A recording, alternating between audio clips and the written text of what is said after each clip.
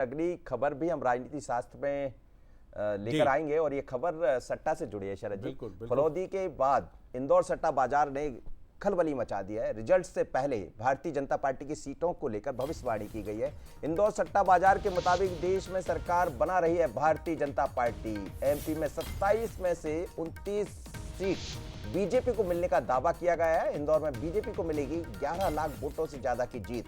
बड़ा चर्चा में है कि आखिर कितना वोट वहां पर मिलेगा। एमपी में कांग्रेस एमपी वाली भविष्यवाणी मैं भी कर सकता हूं। 27 मिलेंगी या 29 मिलेंगी? मतलब दोनों तरफ लड्डू है, इधर भी लड्डू है, इधर भी लड्डू है। 27 भी मिलेंगी, इधर से कांग्रेस को भी खुश कर दिया। 29 मिलेंगी, जय जय बीजेपी, जय जय। वाह भैया, इंदौर के सट्टा बाजार एकदम मालवी तरीके चल रहा भैया, कोई नाराज नहीं हो जाए। इधर हमारे वीडी भैया भी खुश। क्या कह रहा हूँ मनोज जी? बिल्कुल बिल्कुल शरद जी। और मालवा का तो ये नेचर रहा है कि आपकी भी जय हो, हमारी भी जय हो। तुम्हारी भी जय जय, हमारी भी जय जय। वाह वाह, इंदौर के सट्टा बाजार। फलौदी ने तो फिर भी मध्य प्रदेश में 5-6 की बात कर ली थी। आप तो कह रहे हो 27 मिल जाएंगे भैया या 29 मिल जाएंगे भैया। अपना क्या भैया, 29 में भी कुछ हो जाएगा, 27 में मामले हो जाएगा भैया। बिल्कुल हाँ। और यदि पीयूष हमारे साथ जुड़ रहे होंगे तो जरा समझ भी लेते।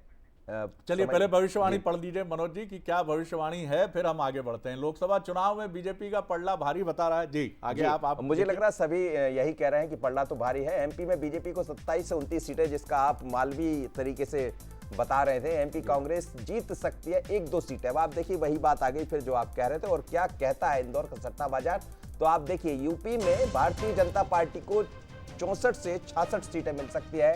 गुजरात में भारतीय जनता पार्टी को 25 में से 24 सीटें मिल रही है, यानी 24 या 25 सीटें मिल सकती है। राजस्थान में भारतीय जनता पार्टी को 24-25 सीटें मिलने का अनुमान है। दिल्ली की बात करते हैं तो बीजेपी को 6 या 7 सीटें मिल सकती है। पंजाब में 2 सीटों का दावा है। तमिलनाडु में 3 या 4 सीटें जीत सकती है भारतीय जनता पार्टी। इंदौर सट्टा मार्केट को यदि हम समझें तो उसको भी ग्राफिक्स के जरिए समझ सकते हैं। बिल्कुल, ये सराफा बाजार जो इंदौर का है, जो जिसको आप कहते हैं कि जहाँ चटोरी गलियाँ हैं, चटोरी गलियाँ, जिसको अपनी जीवेंद्री का स्वाद बहुत प्रिय है, तो वो सराफा जाता है। लेकिन सराफा सट्टा बाजार का भी गढ़ है। इंदौर मार्केट में बारिश तक पे लगता भैया कल बारिश होने वाली है, बोल लो क्या लगे 50, चलो बोलो आगे बोलो।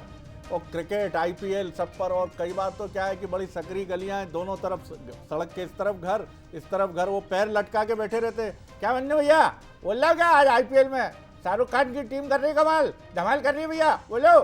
हो जाता सा, मतलब पैर लटका के एक उधर अपनी बालकनी में बैठा है, एक इधर बैठा है। तो ऐसा बाजार है, लेकिन बड़ा सुरक्षित बाजार है। बहुत प्यारी भविष्यवाणी करता है। 29 बीजेपी को मिल सकती हैं, 27 मिल सकती हैं, दोनों में जय जय है, तो कोई समस्या नहीं है। चलिए, अगर पीयूष हमारे साथ है, पीयूष भैया गजब कर रहा है यार ये बाजार, तो ऐसा लग रहा है यार किसी को नाराज ही नहीं करना है यार, दोनों खुश रहे, प्रसन्न रहे यार, आनंद रहे। मतलब है गजब का यार ये सट्टा बाजार, तो क्या बोलोगे भैया? बिल्कुल शरद जी, आंकड़े बहुत दिलचस्प है। और जिस तरीके से आपने बताया कि इंदौर में तो बारिश पर सट्टा लग जाता है, गाड़ियों के नंबरों पर सट्टा लग जाता है, उसके अलावा आईपीएल का सट्टा तो चर्चित है ही। लेकिन फलौदी बाजार के बाद में अगर सबसे ज़्यादा आंकड़े सट्टा बाजार के गर्म हैं तो चुनाव को लेकर वो है इंदौर के सट्टा बाजार को लेकर। और आपने देखा किस तरीके से मध्य प्रदेश की सीटों को लेकर भविष्यवाणी कर रहे हैं। यहाँ तक कि इंदौर में तो ये भी चर्चा है कि नोटा को कितने वोट मिलेंगे, इस पर भी कहीं ना कहीं यहाँ पर सट्टा बाजार अब दाव पेच खेलने लगा है। यानी कि मतलब साफ है कि मध्य प्रदेश में जो है वो सट्टा बाजार खासतौर पर ये कह रहा है कि बीजेपी को 27 से 28 सीटें मिल सकती है। कांग्रेस के खेमे में पिछली बार की तरह कोई ज़्यादा बदलाव नहीं होंगे। तो कुल मिलाकर आंकड़े ऊपर नीचे होते हैं। लेकिन आपने जिस तरीके से कहा है कि फलौदी के बाद में इंदौर का सट्टा बाजार चर्चाओं में है, हालांकि 4 जून को नतीजे साफ होंगे कि सट्टा बाजार की भविष्यवाणी क्या कुछ कितनी सटीक बैठती है। इससे पहले हमने विधानसभा चुनाव में भी देखा था, लेकिन फलौदी सट्टा बाजार के भी आंकड़े कहीं ना कहीं यहाँ पर कुछ लेकिन 11 लाख की जीत की बात भी कर रहा है सट्टा बाजार इंदौर से, तो क्या ऐसा होगा या नोटा जिसका आप जिक्र कर रहे हैं उस पर भी सट्टा नोटा कुछ कमाल कर देगा?